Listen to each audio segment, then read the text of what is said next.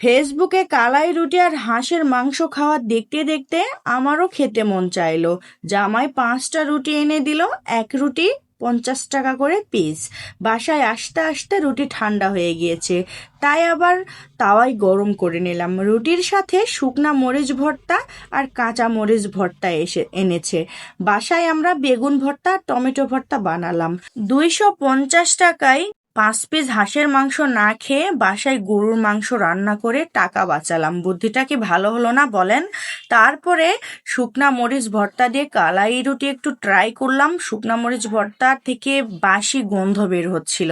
তারপরে কাঁচা মরিচ ভর্তা মোটামুটি ভালো ছিল। তারপরে গরুর মাংস, বেগুন ভর্তা, টমেটো ভর্তা সবগুলো দিয়েই একটু ট্রাই করলাম। তবে আমার মনে হয় যে এই কালাই রুটির চেয়ে গমের লাল আটার রুটি 100 গুণ স্বাদে বেশি। কালাই রুটি মানুষ খাওয়া তো দূরের কথা, আমার মনে হয় গরু ছাগলকে দিলেও খাবে না।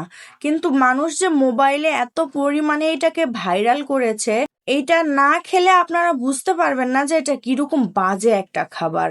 এটা চিবানো যাচ্ছিল না, তারপরেও কি করার, খাইতে হবে।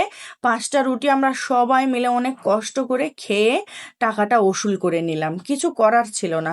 আপনারা কখনোই কালাই রুটি খেতে যাবেন না, বাসায় গমের রুটি বানিয়ে খাবেন, এর চেয়ে 1000 গুণে ভালো। হুচুকে কান দিবেন না, নিজের বুদ্ধিতে ফকির হওয়া ভালো, পরের বুদ্ধিতে বড় লোক না হয়ে।